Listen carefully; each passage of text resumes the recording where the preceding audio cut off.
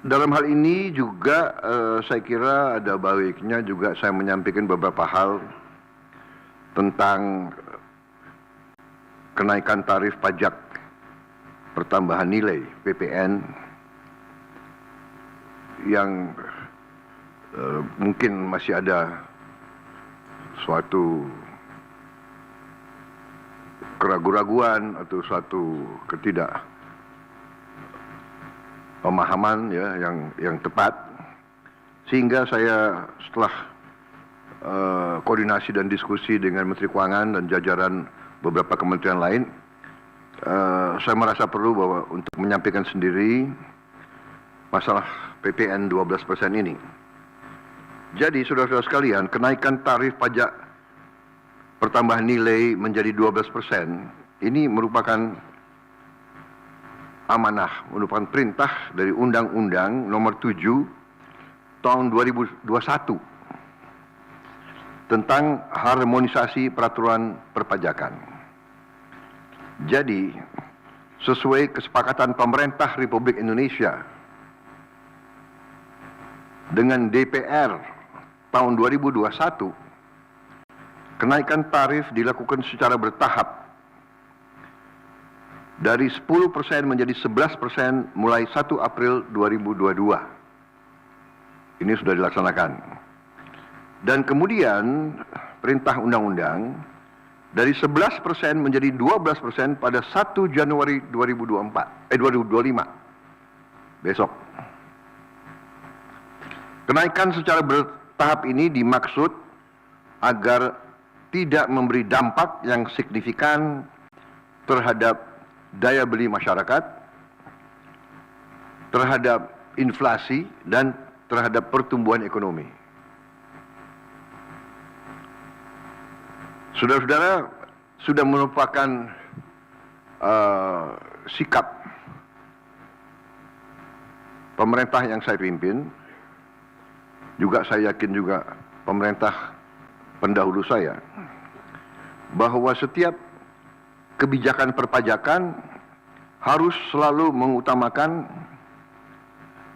kepentingan rakyat secara keseluruhan, perlindungan daya beli rakyat, serta mendorong pemerataan ekonomi.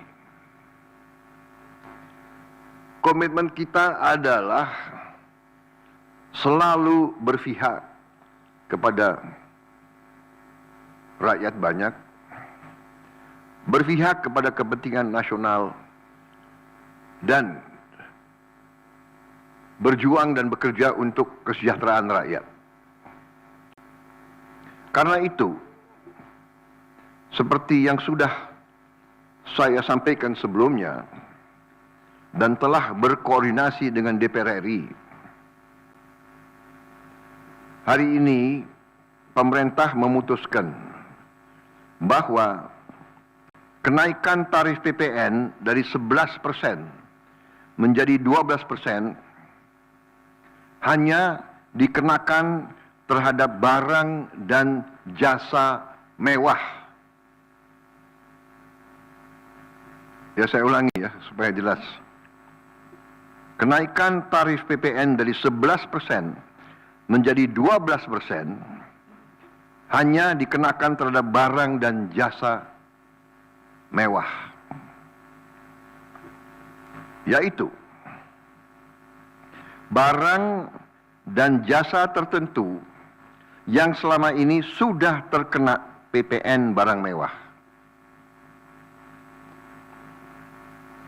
yang dikonsumsi oleh golongan masyarakat berada, masyarakat mampu.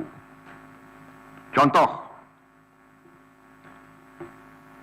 pesawat jet pribadi itu tergolong barang mewah yang dimanfaatkan ataupun digunakan oleh masyarakat papan atas. Kemudian kapal pesiar, yacht, ya, motor yacht. Kemudian rumah yang sangat mewah, yang nilainya di atas golongan menengah. Artinya, untuk barang dan jasa yang selain tergolong barang-barang mewah, ya, tidak ada kenaikan PPN, yakni tetap sebesar yang berlaku sekarang, yang sudah berlaku dari sejak tahun 2022. Ya. Untuk barang dan jasa yang merupakan kebutuhan pokok masyarakat, yang selama ini diberi fasilitas pembebasan atau dikenakan tarif PPN 0%, masih tetap berlaku. Ya, saya ulangi, barang dan jasa yang merupakan kebutuhan pokok masyarakat, yang selama ini diberi fasilitas pembebasan dari pajak, ya, yaitu PPN 0% masih tetap berlaku.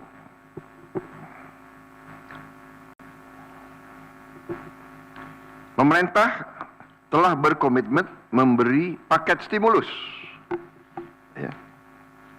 Nilai stimulus itu adalah 38,6 triliun. Seperti yang pernah diumumkan sebelumnya. Bantuan beras untuk 16 juta penerima bantuan pangan, 10 kg per bulan.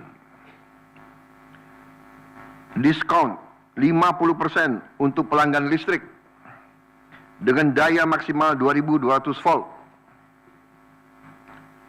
Pembiayaan industri padat karya.